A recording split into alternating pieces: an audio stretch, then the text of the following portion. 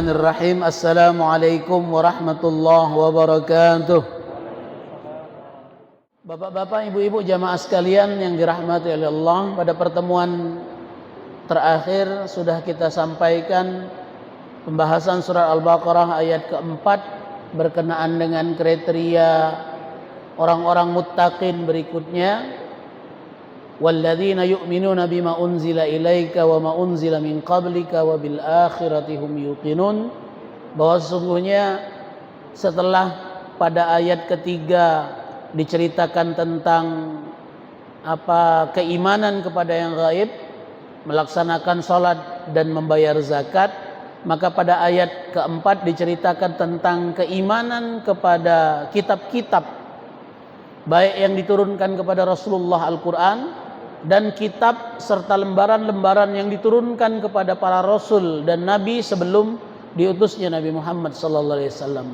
Kemudian ditutup dengan keimanan kepada hari akhir. Wabil akhirati yuqinun, dan dengan akhirat mereka beriman. Bapak-bapak, ibu-ibu, jamaah sekalian yang dirahmati Allah, sebagaimana yang saya sampaikan pada pertemuan terakhir, bahwa Rasulullah pernah mengatakan bahwa Al-Baqarah makro pertama dan makro kedua dari surat Al-Baqarah itu 4 ayat, 5 ayat bercerita tentang sifat orang-orang yang beriman, 2 ayat selanjutnya bercerita tentang sifat-sifat orang kafir, sedangkan sisanya 13 ayat itu bercerita tentang ciri-ciri dan sifat dari orang-orang munafik. Maka hari ini kita masuk ayat kelima, merupakan penutup atau kesimpulan atau hikmah yang Allah berikan, keistimewaan yang Allah limpahkan kepada orang-orang yang bertakwa dari 3 ayat sebelumnya yang menceritakan tentang ciri-ciri orang-orang yang bertakwa. Maka ayat kelima ini merupakan rahmat, kemuliaan, keistimewaan yang Allah berikan kepada orang-orang yang bertakwa itu. Apa bunyinya? A'udzubillahi minasyaitonirrajim. Ulaika ala hudam mir rabbihim wa ulaika humul muflihun. Maka mereka-mereka itu pada ayat sebelumnya, mereka-mereka yang termasuk di dalam kriteria pada ayat-ayat sebelumnya itu adalah mereka yang ala hudam mir rabbihim, akan senantiasa dapat petunjuk, berada dalam petunjuk, berada dalam naungan hidayah mir rabbihim, dari Tuhan mereka, yakni Allah Subhanahu wa ta'ala. Dan karena mereka senantiasa mendapatkan petunjuk dari Allah dalam setiap sisi kehidupannya, dalam setiap aspek kehidupannya, senantiasa mendapatkan bimbingan, pertolongan bimbingan dari Allah Subhanahu wa ta'ala, maka wa ulaika humul muflihun, maka merekalah di antara orang-orang yang akan menang, sukses mendapatkan kemenangan berupa keselamatan di dunia dan juga keselamatan di akhirat. Itu lebih kurang terjemahan terjemahan bebas. Nah, berkenaan dengan ayat kelima ini, Imam Ibnu Katsir menyampaikan beberapa pendapat. Beliau katakan, yaqulullahu ta'ala ulaika ay al-muttasifuna bima taqaddama minal iman bil ghaibi wa iqamis salah wal ittifaq minal ladzina wal infaq minal ladzina razaqahum minal ladzi razaqahumullah wal imanu bima anzalallahu ila rasul wa min qablihi minar rusul wal iqanu bid-dari al-akhirah wa huwa yastalzamul isti'dad laha minal a'mal as-salihah wa tarkul muharramat. Lebih kurang terjemahan beliau katakan, ketika Allah berkata ulaika pada kalimat pertama dari ayat kelima ini, ulaika, mereka itu, siapa mereka itu? Al-muttasifuna bima taqaddama, orang-orang yang disifati pada ayat sebelumnya, pada ayat yang sudah disampaikan. Apa? Minal iman, berkenaan dengan keimanan, bil ghaibi, dengan yang gaib, wa iqamis salah, mereka menegakkan salat, wal infaq minalladzi razaqahumullah, dari apa-apa yang Allah rezekikan kepada mereka, mereka infakkan. Wal imanu bima anzalallahu ila rasul min qablihi, wa min qablihi minar rusul, dan iman kepada apa yang diturunkan kepada Rasulullah yakni Nabi Muhammad dan kepada rasul-rasul sebelumnya, wal iqanu bid-daril akhirah, dan percaya yakin sepenuhnya akan adanya hari akhir, akan adanya kehidupan akhirat. Wa huwa yastalzamul isti'dad, maka semua perkara tadi membutuhkan persiapan untuk menghadapi hari akhir tadi. Semua amal itu adalah merupakan persiapan. Namun semua amal soleh tadi juga merupakan persiapan, butuh persiapan untuk mengamalkannya. Jadi salat butuh persiapan. Apa? Ilmu dan syarat-syarat salat. Zakat butuh persiapan. Apa? Ilmu dan pemahaman sempurna serta harta untuk zakat. Semua ibadah itu butuh persiapan. Namun sesungguhnya semua ibadah yang kita kerjakan di dunia adalah merupakan persiapan kita sebenar-benarnya untuk menghadap Allah di hari akhir. Maka di sini dikatakan wa huwa yastalzamul isti'dad laha minal a'mal as-salihah wa tarkul muharramat. Maka kepercayaan kepada hari akhir butuh persiapan yang sempurna. Apa? Minal a'mal as-salihah wa tarkul muharramat. Dengan mengerjakan semua perkara-perkara saleh, amal-amal saleh yang diperintahkan oleh Allah dan Rasulullah, wa tarkul muharramat, dan meninggalkan apa-apa yang diharamkan, dilarang oleh Allah dan dilarang oleh Rasulullah. Maka kata Imam Ibnu Katsir, semua orang-orang yang memenuhi syarat-syarat tadi, memiliki sifat-sifat yang digambarkan pada ayat kedua, ketiga, dan keempat tadi, ala hudan, ay ala nurin wa bayanin wa basiratin minallahi ta'ala. Maka mereka mendapatkan hidayah. Apa yang dimaksud dengan hidayah di sini kata Imam Ibnu Katsir, ala nurin, berada di dalam cahaya Allah, wa bayanin, dan penjelasan dari Allah, wa basiratin, dan pandangan dari Allah, minallahi ta'ala. Jadi yang dimaksud dengan hidayah di sini adalah mereka dapat cahaya terang dari Allah sehingga tidak mengalami kegelapan, kebimbangan, wabayanin, dan mereka dapat penjelasan langsung dari Allah. Setiap kali berhadapan dengan masalah, berhadapan dengan kebingungan, maka masalah dan kebingungan tadi sirna. Mengapa? Karena selalu diterangi dan dijelaskan oleh Allah atas semua permasalahan itu. Selalu dapat jalan keluar dari semua permasalahan itu. Mengapa? Karena dia dapat cahaya dan dapat penjelasan dari Allah berkenaan dengan masalah itu.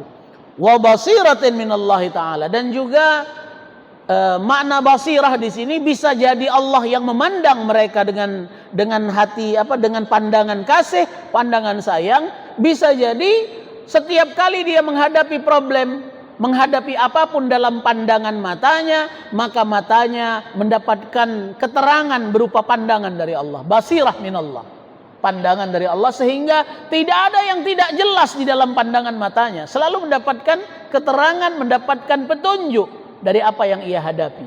Baik semua dalam semua urusan, baik perkara yang benar, perkara yang baik, ataupun perkara yang salah, maka matanya selalu tahu, oh ini bakal mudarat, oh ini bakal musibah, jauhi. Oh ini ada kebaikan walaupun susah, maka senantiasa dia semangat dalam melakukan kebaikan itu. Maka kata Imam Syafi'i, kata Imam Ibnu Katsir, orang-orang yang mendapatkan hidayah adalah yang mendapatkan cahaya, mendapatkan penjelasan dari Allah, dan pandangan matanya senantiasa dalam basiratim minallah ta'ala, senantiasa dalam pandangan Allah subhanahu wa ta'ala. Itu ala hudan. Wa ulaika humul muflihun, mereka itu adalah orang-orang yang menang, orang-orang yang beruntung, orang-orang yang sukses, ai fid dunya wal akhirah. Mereka adalah orang-orang yang beruntung, menang dan sukses dalam dunia mereka dan dalam akhirat mereka. Dalam semua urusan, orang-orang yang bertakwa akan mendapatkan keberuntungan, akan mendapatkan kemenangan, akan mendapatkan kesuksesan. Wa qala Muhammad ibn Ishaq an Muhammad ibn Abi Muhammad an Ikrimah an Abi Sa'id ibn Jarir an Ibni Abbas.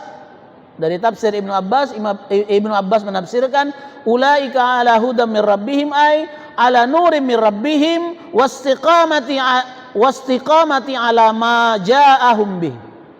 Kata Ibnu Abbas, beliau mengatakan makna ala hudan mir rabbihim, ala nurin mir rabbihim, mereka senantiasa berada di dalam naungan cahaya Allah, wastiqamah ala ma ja'ahum bihi, dan karena mereka senantiasa mendapatkan cahaya dari Allah, senantiasa berada di dalam naungan cahaya Allah, maka mereka pasti istiqamah, akan konsisten, continue untuk menegakkan semua apa yang diperintahkan oleh Allah Subhanahu wa taala.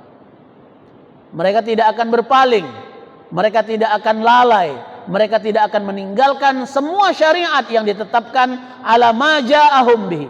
Apa-apa yang datang dari Allah, apa-apa yang datang dari Rasulullah, maka mereka akan taat, tunduk patuh, menjalankan semua perintahnya, ataupun taat tunduk patuh, meninggalkan semua apa yang dilarang oleh Allah dan Rasulullah sallallahu alaihi wasallam. Itu kata Imam Ibnu Abbas, beliau katakan orang-orang yang dapat hudan, dapat petunjuk, maka mereka pasti dapat cahaya, dan dengan cahaya itu mereka akan istiqomah menjalankan semua syariat Islam. Kemudian kata Ibnu Abbas, wa ulaika humul muflihun. Wa ulaika humul muflihun ay alladzina adraku ma talabu, sedangkan bagi mereka-mereka yang sudah menyempurnakan apa yang diperintahkan, mereka mematuhi apa yang dipinta oleh Allah dan Rasulullah, wa najau min syarri ma minhu harabu, dan niscaya mereka akan selamat dari segala apa yang mereka hindari. Mereka akan mendapatkan apapun yang mereka harapkan berupa kebaikan di dunia dan kebaikan akhirat. Mereka juga akan najau min syarri ma minhu harabu, dan mereka akan selamat dari segala apa yang mereka menghindar darinya, mereka takut kepadanya. Apa? Kesengsaraan di dunia dan kesengsaraan akhirat. Kata Ibnu Abbas, beliau katakan wa ulaika humul muflihun adalah mereka mendapatkan apapun yang mereka inginkan, kesenangan dunia dan kesenangan akhirat. Mereka selamat dari apa yang mereka takut, apa? Kesengsaraan di dunia dan kesengsaraan di akhirat. Makanya doa pamungkas Rasulullah, doanya Nabi Muhammad, doanya kita umat Nabi Muhammad ditutup dengan doa sapu jagat itu. Doa sapu jagat itu bukan penutup doa, tapi pamungkasnya doa. Doa kemuliaan Rasulullah untuk kita umat Islam, doanya umat Islam, Rabbana atina fid dunya hasanah wa fil akhirati hasanah wa qina adzabannar. Berharap keselamatan, kesejahteraan di dunia, dan juga keselamatan dan kesejahteraan di akhirat. Selamat di dua dunia. Dunia yang nyata sekarang dan dunia akhirat yang bakal kita tempati nanti. Bapak-bapak, ibu-ibu jamaah sekalian yang dirahmati Allah, itu penafsiran dari Ibnu Abbas disampaikan Imam Ibnu Katsir. Kemudian beliau sampaikan juga penafsiran dari Ibnu Jarir. Wa qala Ibnu Jarir wa amma ma'na qauluhu ta'ala ulaika ala hudan min rabbihim fa inna ma'na dzalika annahum ala nurin min rabbihim wa burhanin wastiqamatin wa sadadin bitasdidihi iyyahum wa taufiqihi lahum. Kata Ibnu Jarir, yang dimaksud dengan firman Allah ulaika ala hudan min rabbihim fa inna ma'na zalika, maknanya adalah annahum, mereka itu orang-orang yang bertakwa, orang-orang yang beriman itu ala nurin min rabbihim, mereka senantiasa berada di dalam cahaya Tuhan mereka, wa burhanin, burhan ini sama dengan maknanya penjelasan, bayan, apa istilahnya, cahaya penjelasan, keterangan dari Allah.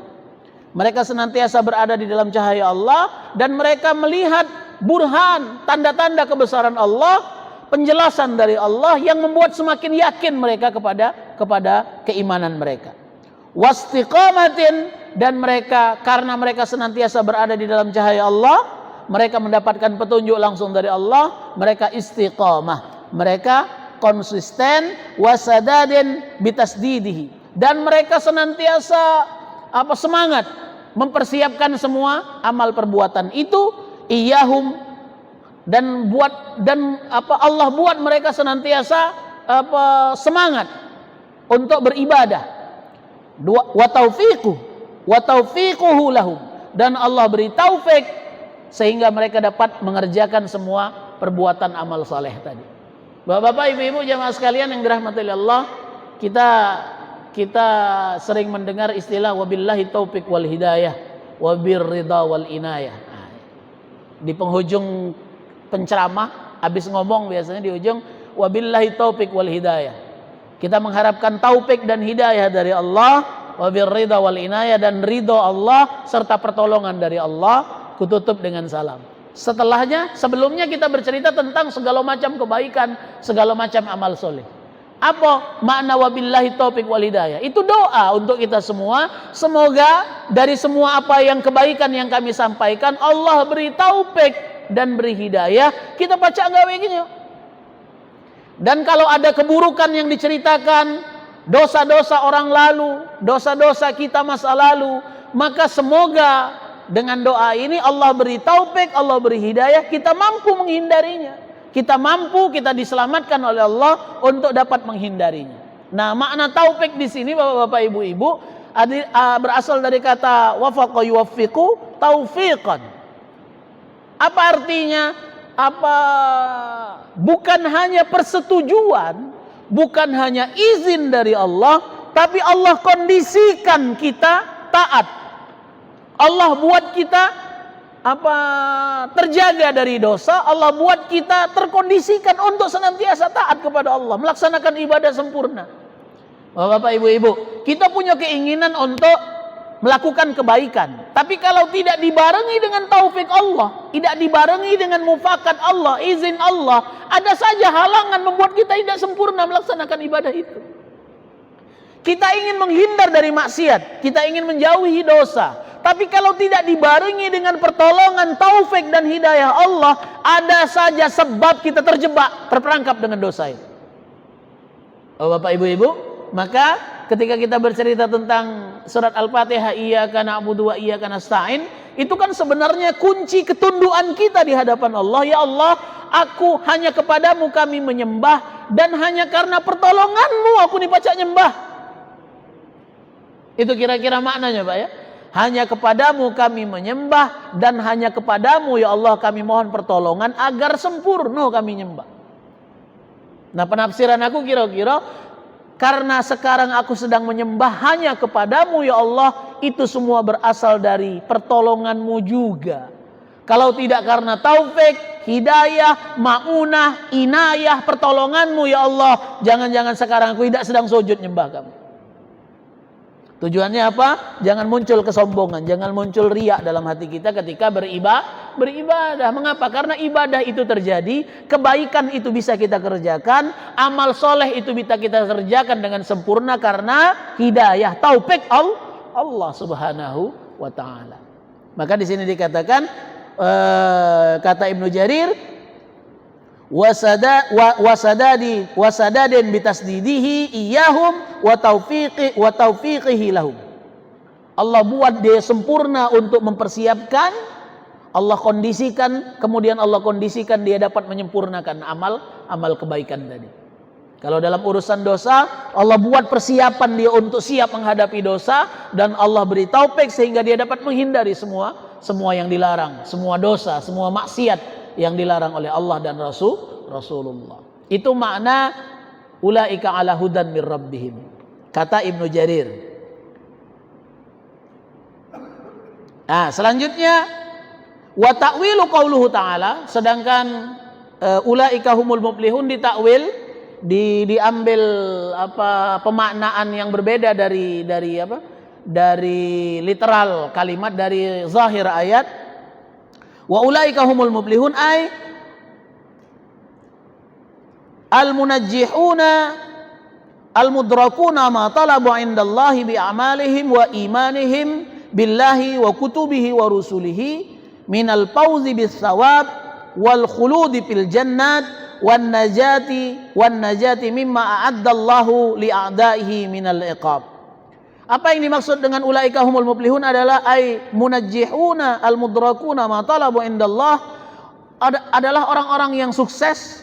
Mengapa? Karena mereka sukses karena mereka mampu memenuhi semua apa yang dipinta oleh Allah kepada mereka. Bi a'malihim, dengan amal saleh yang Allah pinta kepada mereka, wa imanihim billah, dan mereka diminta oleh Allah untuk percaya kepada Allah, wa kutubihi, dan kitab-kitab suci Allah, wa rusuluhi, dan para rasul yang Allah utus kepada mereka. Mereka semua beriman, diminta untuk beriman kepada itu, dan mereka beriman, maka mereka itu akan mendapatkan minal fauzi was thawab. Mereka mendapatkan kemenangan dan ganjaran sawab, balasan yang baik di sisi Allah. Apa? Di antaranya wal khuludi fil jannat, mereka akan abadi di dalam surga-surganya Allah. Wal najati mimma a'addallahu li'a'dahi minal iqab, dan mereka akan selamat dari semua apa yang Allah siapkan untuk orang-orang yang memusuhi Allah. Musuh-musuh Allah berupa azab yang Allah siapkan untuk musuh-musuh Allah. Maka orang-orang yang muflih, orang-orang yang sukses, orang-orang yang menang ini, mereka akan mendapatkan ganjaran kebaikan di akhirat berupa keabadian di dalam nikmat surganya Allah, dan mereka selamat dari murka Allah berupa azab yang Allah persiapkan untuk orang-orang yang memusuhi Allah Subhanahu wa taala. Itulah makna ulaika humul muflihun pada surat Al-Baqarah ayat kelima. Ini kembali kepada perdebatan sebelumnya ketika bercerita apakah ayat keempat itu khusus untuk orang yang beriman dari kalangan Arab, apakah termasuk ahlul kitab. Nah, beliau sampaikan di sini, wa qad haka Ibnu Jarir qaulan an ba'dihim annahu a'daun ismul isyarah fi qaulihi ulaika ala hudan min rabbihim wa ulaika humul muflihun ila mu'mini ahlil kitab al musifina bi qaulihi ta'ala walladzina yu'minuna bima unzila ilaika. Beliau tafsirkan makna ulaika ala hudan ini adalah disifatkan kepada orang-orang ahlul kitab yang beriman kepada Rasulullah, karena mereka menemukan hidayah sehingga mereka beriman juga kepada Rasulullah, masuk ke dalam Islam. Sebelumnya mereka beriman kepada Isa, beriman kepada Musa, mereka percaya kepada kitab-kitab Allah, maka kemudian mereka beriman kepada Rasulullah juga, beriman kepada Al-Quran, dan kemudian mereka masuk Islam. Maka inilah yang dimaksud pada ayat kelima. Mereka yang akan mendapatkan petunjuk, dan karena petunjuk itu sehingga mereka beriman kepada Rasulullah, dan kemudian mereka akan beruntung. Kata Ibnu Jarir, saya katakan kemarin ada perdebatan berkenaan saja ataukah untuk seluruh orang yang beriman, apakah dia sebelumnya menyembah patung, tidak punya agama, ataukah mereka sudah punya agama sebelumnya kemudian beriman, ataukah mereka juga dulu beriman kepada Taurat atau Zabur. Nah, kata Ibnu Katsir, tapi tafsir yang paling sempurna adalah bahwa ayat 2, 3 dan 4 itu umum untuk seluruh orang yang masuk agama Islam. Apakah dia sudah punya agama sebelumnya kemudian masuk Islam, atau dulunya dia memang tidak beragama sama sekali. Seperti kita ini kan, awalnya kita belum Islam, tapi ditakdirkan oleh Allah masuk Islam. Jadi kita tidak punya agama sebelum kita beragama Islam. Islam adalah agama pertama kita dan agama terakhir kita. Kalau dikatakan ini cuma untuk ahlul kitab, artinya kita tidak masuk bagian. Kata Ibnu Katsir, ini umum untuk seluruhnya. Apakah mereka punya agama sebelumnya atau mereka tidak punya agama sama sekali, mereka langsung masuk Islam, semuanya termasuk ke dalam kelompok ayat yang kelima.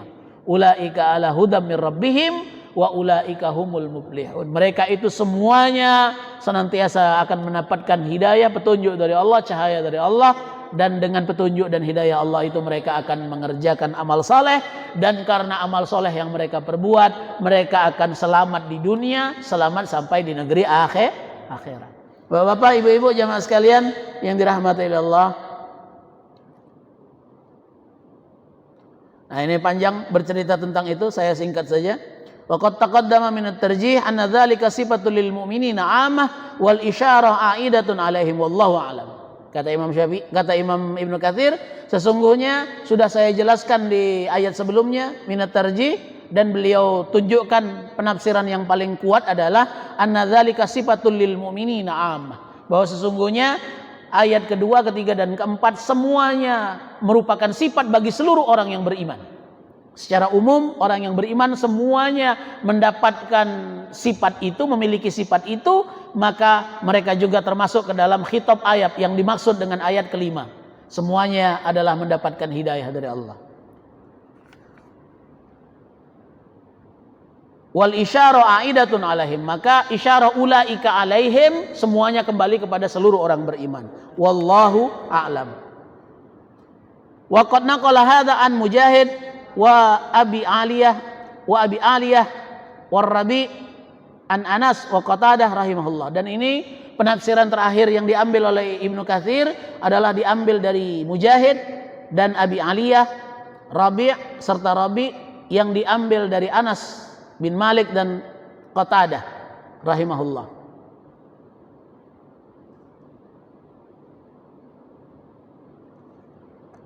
Selanjutnya ada hadis berkenaan dengan dialog antara penduduk Madinah dengan Rasulullah, orang-orang yang beriman kepada Rasulullah.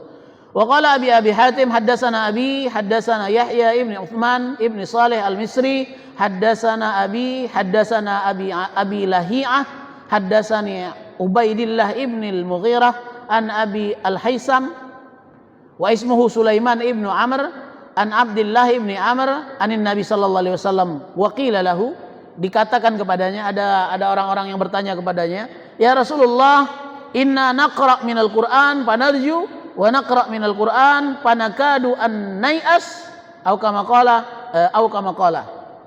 Ada yang bertanya kepada Rasulullah, ya Rasulullah, kami ini kadang-kadang baca Quran tepeci di ayat yang baik, kami pengen dapat bagiannya juga. Kalau pacak berharap dapat bagian kebaikan itu. Tapi giliran tepeci maco ayat tentang ancaman, tentang beratnya siksaan, tentang tergelincirnya orang-orang yang berdosa, berupa hal-hal buruk. Panakadu an-nai'as.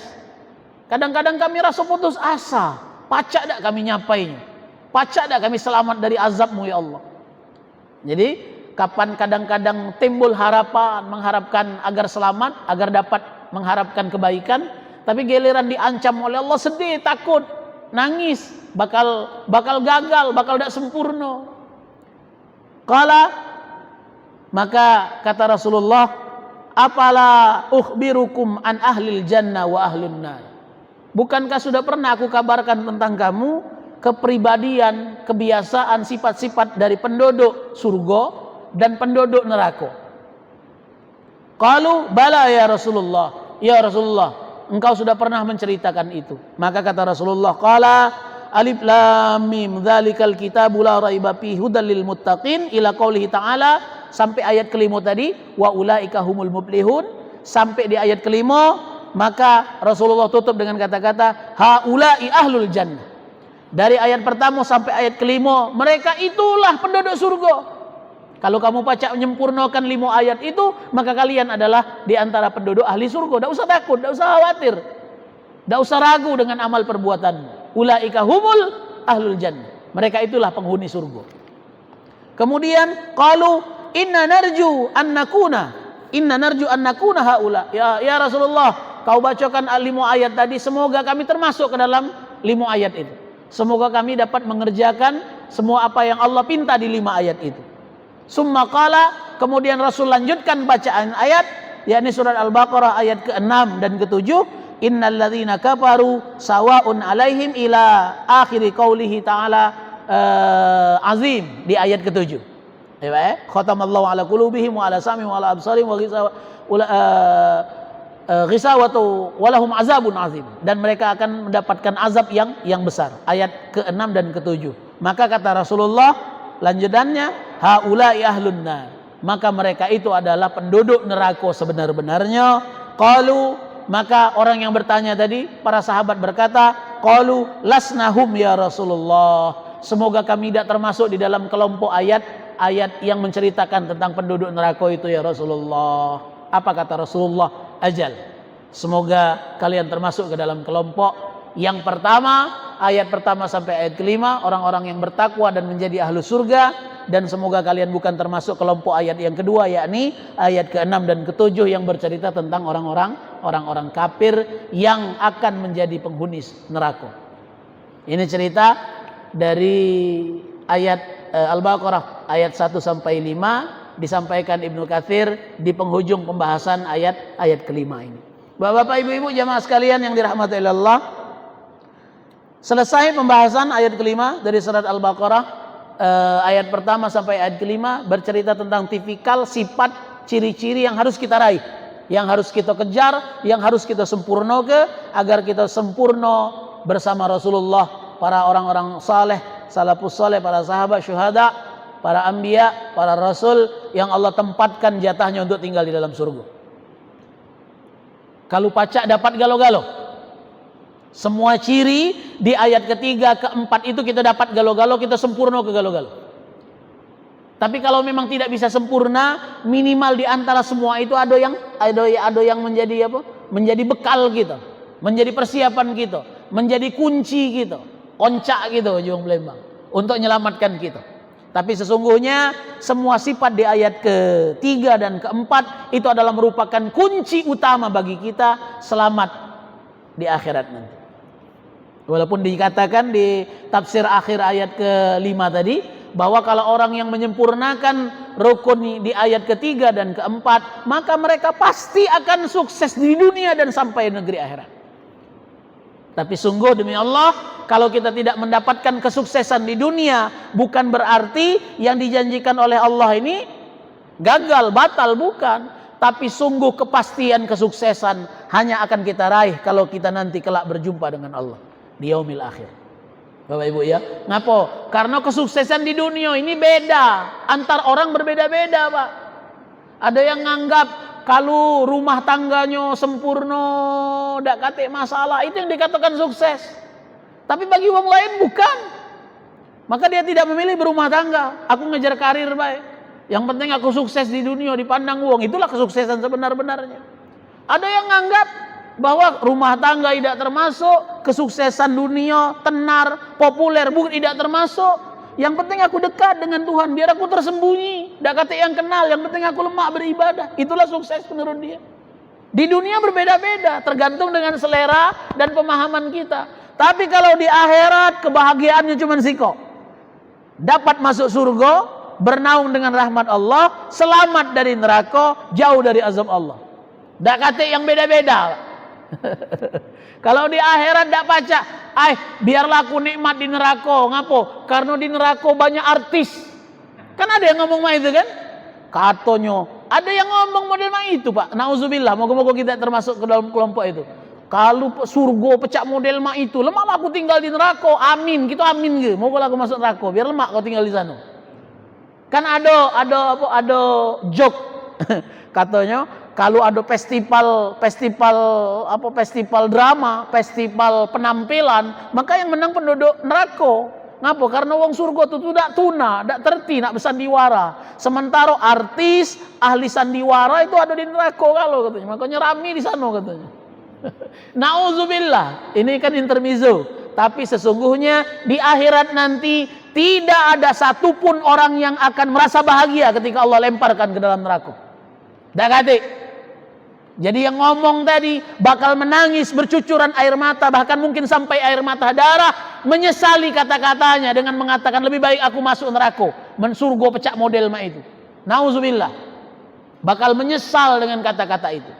Dan sungguh saat kita sudah dimasukkan ke dalam surganya Allah, tidak akan ada penyesalan, tidak akan ada kesedihan sedikit pun yang akan kita rasakan. Nikmat sama sekali.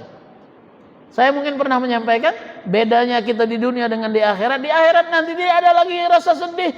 Mohon maaf, nauzubillah. Misalnya ada orang terkasih di antara kita tidak bertemu di dalam surga gara-gara dia diazab di dalam neraka.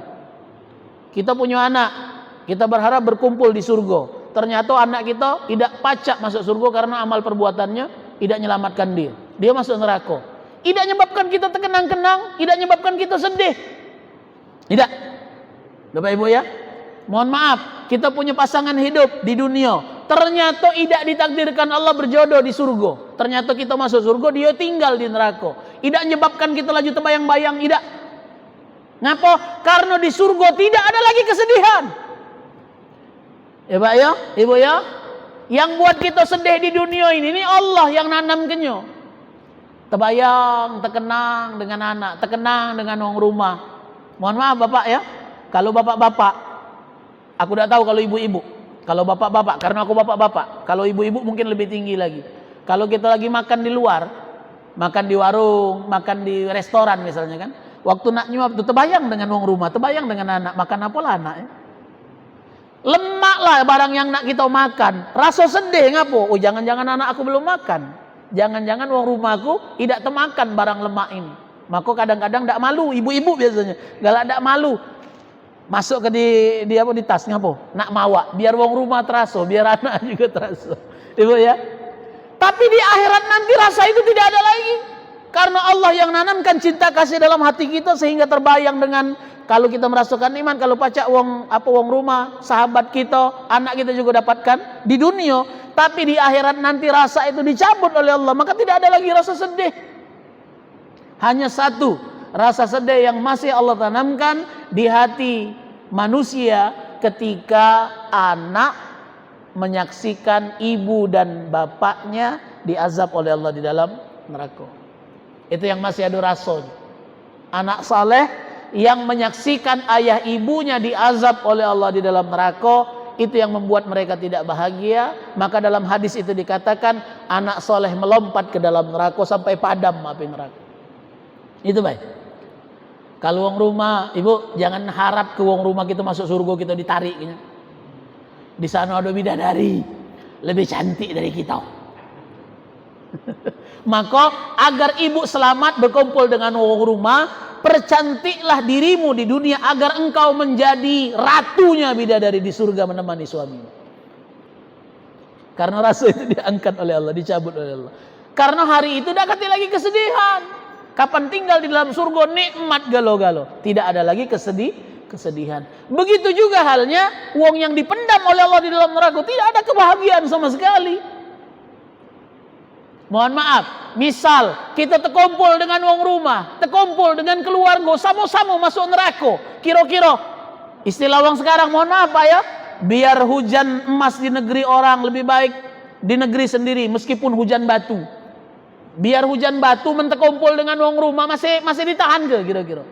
Apa istilah orang Jawa tuh? Mangan orang mangan asal ngumpul. Iya. Mendisana Pak, kapanlah terpendam di dalam neraka, meskipun terparak dengan wong rumah, teko dengan wong rumah lagi luat. Ay kau ni, gara-gara kau ni lah. Aja belago ujung-ujungnya. Ibu ya. Tidak ada kebahagiaan sedikit pun bagi orang yang merasakan azab Allah di dalam neraka. Maka kita berharap semoga kita bersama keluarga kita sama-sama Allah pertemukan, Allah kumpulkan di dalam surga yang Allah janjikan untuk kita semua. Amin. Amin Allahumma amin. Bapak-bapak, ibu-ibu, jamaah sekalian yang dirahmati Allah. Selanjutnya ayat ke-6 dan ayat ke-7 bercerita tentang sifat dan ciri-ciri orang-orang kafir yang menjadi penghuni neraka. Insyaallah pada pertemuan berikutnya. Karena sebentar lagi Isya, sebelum kami tutup jika ada pertanyaan dipersilahkan. Assalamualaikum warahmatullahi wabarakatuh. Waalaikumsalam warahmatullahi wabarakatuh. Ada dua pertanyaan.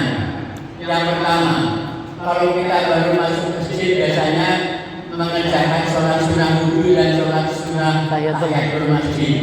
Bagaimana kalau kita masuk ke mushola atau ke surau atau juga tahiyatul surau atau gimana apa sama saja? Itu yang pertama. Yang kedua, ada yang menanyakan bahwasanya orang yang di dunia ketemu dengan hari kiamat adalah orang yang celaka. Apa itu benar dan mengapa? Dan seandainya itu benar, bagaimana kalau kita memohon kepada Allah agar diberi umur panjang dan dimatikan sehari sebelum kiamat? Itu saja, terima kasih.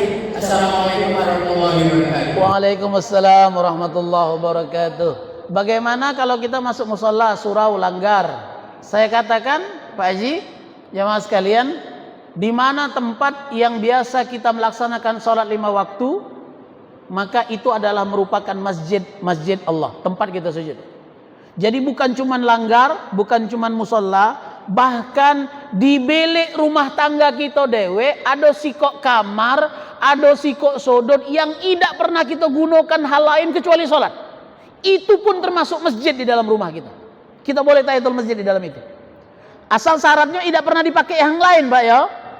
Kan kita ini kadang-kadang kamar kosong, kapan tidak kate uang dipakai semayang, kapan ada tamu kita suruh tedok di situ. Itu bukan termasuk masjid, ya. Tapi kalau kita ada kamar khusus, tempat khusus yang tidak pernah dipakai hal lain kecuali sholat, maka itu masjid. Kita boleh tahiyatul masjid di situ. Maka doa yang tidak boleh itu yang sekali-sekali. Contoh lapangan, tidak kate tahiyat lapangan. Salat Idul Adha di lapangan, salat Idul Fitri di lapangan. Tidak boleh tahiyatul masjid, bukan. Tahiyatul lapangan ndak kate. Maka Pak Haji, kalau kita masuk ke musola, surau langgar atau bahkan ke kamar tadi, niatnya tahiyatul masjid nyebutnya. Karena istilah surau langgar musola cuma ada di kita. Di sana di Arab sana nyebutnya masjid galau, Pak. Dia masjid besar atau masjid jami atau masjid biasa. Yang beda tuh dia cuman masjid, itu artinya dipakai 5 waktu tapi tidak sembahyang Jumat. Tapi kalau sudah dipakai sholat Jumat maka nyebutnya masjid jami. Nah, ada kata istilah musola langgar, itu cuman surau atau daya kalau di Aceh. Itu cuman istilah di kita saja. Semua tempat yang dikhususkan untuk sholat 5 waktu maka dia termasuk masjid. Maka kalau kita masuk niatnya usolli sunnata tahiyatul masjid. Sama, perlakuannya sama. Kemudian yang kedua, apakah benar orang yang mati hari kiamat itu masuk neraka? Jelas. Karena kata Rasulullah, tidak akan terjadi kiamat kecuali sudah tidak ada lagi orang yang beriman. Jadi kalau pacak Bapak Ibu, kalau nak minta doa panjang umur, minta matikan sehari sebelum kiamat. Jangan minta mati sampai kiamat. Ngapo? Kapan kita mati pas kiamat? Nauzubillah, kita termasuk kelompok orang-orang yang tidak beriman. Mohon maaf, tapi ketahuilah menjelang proses datangnya kiamat ada fitnah kubro. Jangan-jangan kita tidak selamat di fitnah kubro. Apa? Fitnah Masihid Dajjal. Itu yang berat Bapak Ibu. 40 hari 40 malam kita tidak pacak makan, tidak pacak minum. Kalau aku minta, ya Allah, kalaupun nak mati jangan sampai bangkitnya Dajjal. Ngapa? Kalau Dajjal sudah muncul, Pak, apakah ada jaminan kita berdiri di barisan orang-orang yang beriman? Nauzubillah, jangan-jangan kita temelok di dalam barisan Masih Dajjal. Ngapa? 40 hari 40 malam tidak pacak makan, Pak, tidak pacak minum. Kita mungkin tahan tidak makan tidak minum. Teparak dengan anak nangis, melolong-lolong kelaparan. Zaman sekarang berapa banyak uang yang tahan bunuh uang gara-gara nak menyelamatkan anaknya yang kelaparan. Betul? Nah, tahan tidak hari itu 40 hari 40 malam kita tahan lapar, anak kita melolong-lolong kelaparan. Nauzubillah, jangan-jangan kaget kita tidak selamat di situ. Akhirnya kita ngadap ke Dajjal. Karena betul Bu ya, dalam hadis itu dikatakan hari itu seluruh sumber daya manusia, makanan, minuman, air, daya listrik tidak ada lagi. Hari itu semuanya dipegang energi oleh Dajjal. Siapa yang galak taat tunduk dengan dia, dinjoknya makan, dinjoknya minum, dipenuhi segala kebutuhan. Nah, kita butuh 40 hari 40 malam untuk belajar puasa. Nahankan. Ini nih kadang-kadang Pak, setengah jam ndak megang HP, rasanya kehilangan hidup. Mana? Nak lapar, nak haus 40 hari 40 malam, megang HP setengah jam lagi tidak baca, melepaskannya sama sekali. Ketergantungan Pak. Ini nih jangan-jangan bala tentara Dajjal. Betul Pak. Dikatakan Dajjal itu kaget datang ke kamar-kamar kita, masuk ke rumah-rumah kita. Dalam tafsiran aku jangan-jangan inilah yang sampai masuk ke dalam kamar kita. Bapak Ibu, maka kalau aku berdoa, kalau aku ya Allah panjangkan umur aku, yang penting jangan bertemu dengan bangkitnya Dajjal ya Allah. Kalau pacak mati sebelum Dajjal muncul ya Allah. Takut aku tidak kuat ngadapinya ya Allah. Dan kita berharap jika ada anak keturunan kita yang nanti bertemu dengan barisan Dajjal, semoga mereka termasuk di dalam barisan orang-orang yang beriman, membela Imam Mahdi, membela Nabi Isa alaihis salam. Insya Allah. Kalau aku mah itu Pak Haji. Tapi kalau Pak Haji nak minta dipanjangkan sampai kiamat, kalau pacak meninggalnya sehari sebelum kiamat. Bapak Ibu jamaah sekalian yang dirahmati Allah, demikian yang dapat kami sampaikan. Mohon maaf atas segala kekurangan. Mari kita tutup dengan doa. Kita mulai dengan istighfar 3 kali. Astaghfirullahaladzim.